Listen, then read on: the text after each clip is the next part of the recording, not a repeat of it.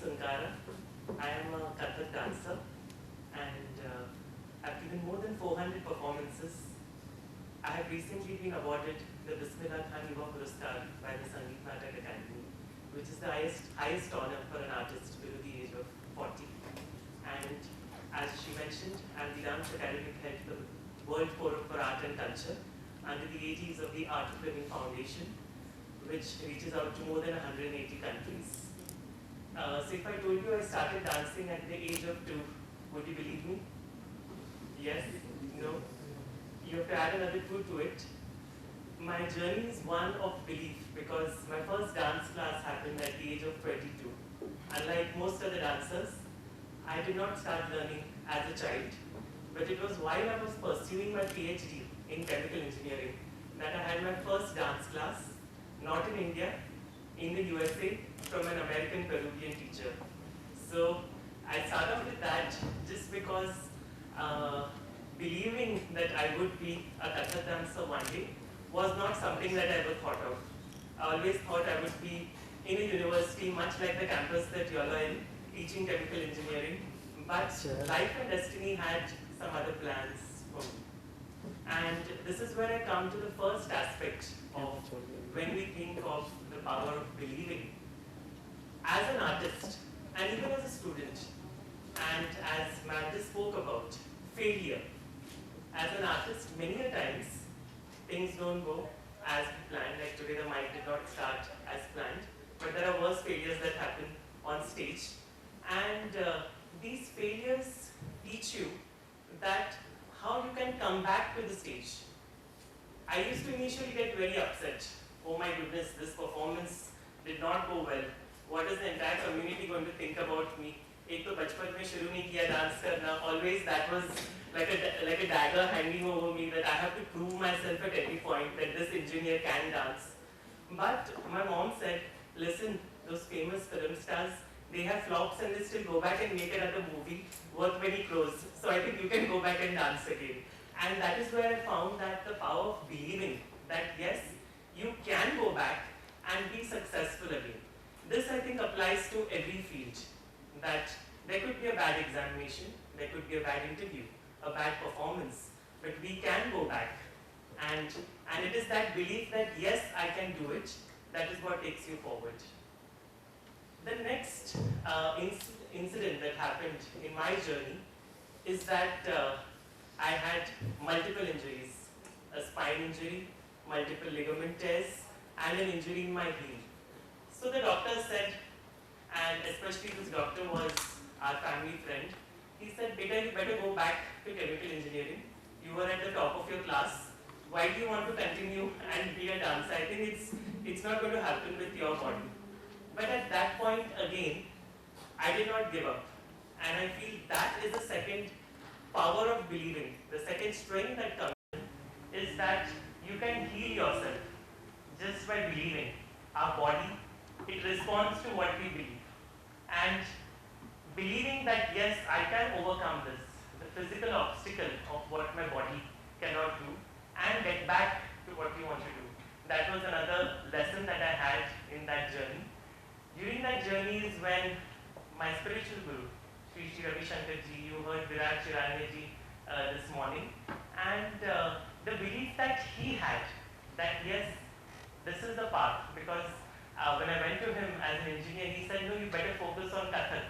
And that belief and that faith helped my own belief. And so that's what I feel, that whenever our belief somewhat, when it shakes a little bit, at that point, latch onto someone. It could be a friend, it could be a parent, it could be a book, it could be a spiritual guru. But that belief will help you amplify and believe in your belief that you can heal and you can get better. So that was about my life journey. But what I want to speak to you today is not about the power of believing, but about the power of make-believe. And that is what we do as an artist. We come onto a stage and the connection between the audience and the artist has to establish something that isn't here. When we think of the science of art, we go back to the Natya Shastra. The Natya Shastra is a living tradition in India for more than 7,500 years.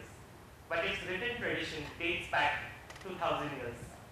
So you can imagine this country always believed in the power as well as the science of art. And there's one word that Bharat Muni, who is the author, he gives us, ras or rasa. You may or may not have heard this word before, but you must have heard the word sentiment and how to interpret it. I'm sure many of you have been to movies, to a horror movie, where you enjoyed being horrified and screaming in that theater. You went just for that experience. You know none of that is real. If it happened in your own house, you wouldn't be enjoying it. But you go enjoy it because you want to. That is the power of make-believe and the power of enjoying a sentiment that he's talking about. But how do you create that in your own self? Is that something we can apply to our own lives? Yes. And here, where dance can apply to every body is through the use of body language. We all think of dance, we think of poses that are done, spins. Let's take a simple thing, just a gesture towards someone. This can say a lot. Hello. Why are you late? Aili, Betty.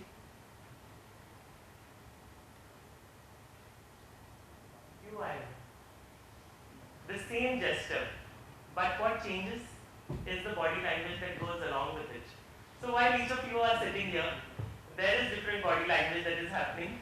Someone is listening, someone is not, but you can interpret your audience and each other through the body language that you learn. And connecting with the belief that the body, what it says, is actually a lot more than what you say.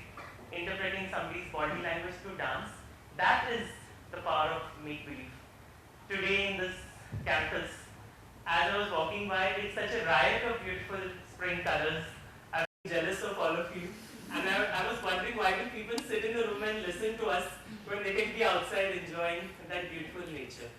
So I know you all are here now, but let us imagine that actually we are outside and there are beautiful flowers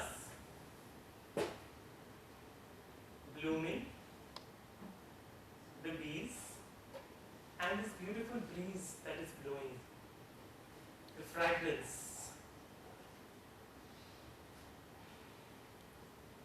The fragrance makes you feel as if it is spring. Bahi pavan manda sugandha sheetal bansi bat tat nikat jamuna vrindavan ki kunj galina mein radhe gopi umang nirtat dhang. The beautiful spring.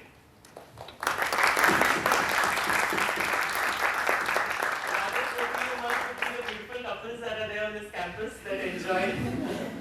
I'm sure there are many, like in most schools in India. But the power of believing can also take you into the world of different characters.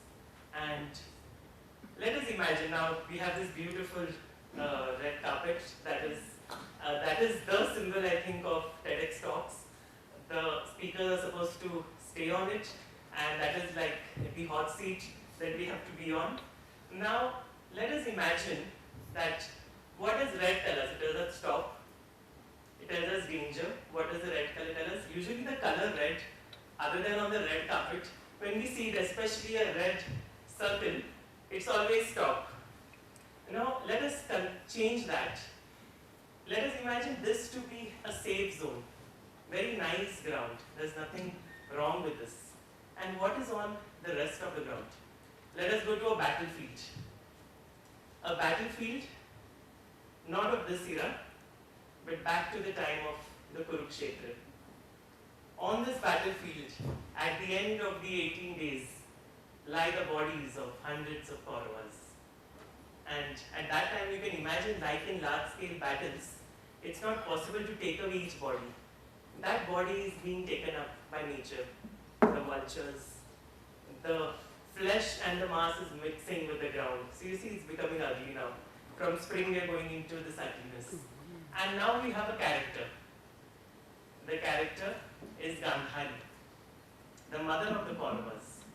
She doesn't believe that Duryodhan, the one whom she blessed with a diamond body, has actually been killed.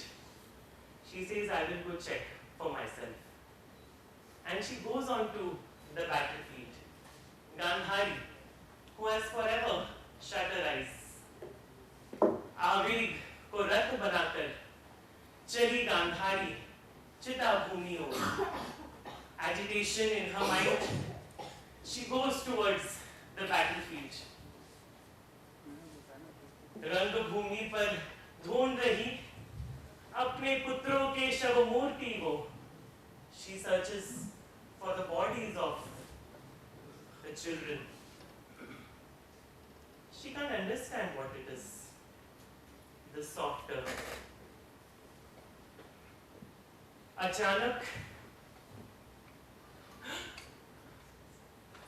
अचानक माता को एहसास हुआ, ये भूतल नहीं है कंकाल तल. खड़ी हूं मैं आज यहाँ अपने पुत्रों के कंकाल पर, अपने पुत्रों के कंकाल पर.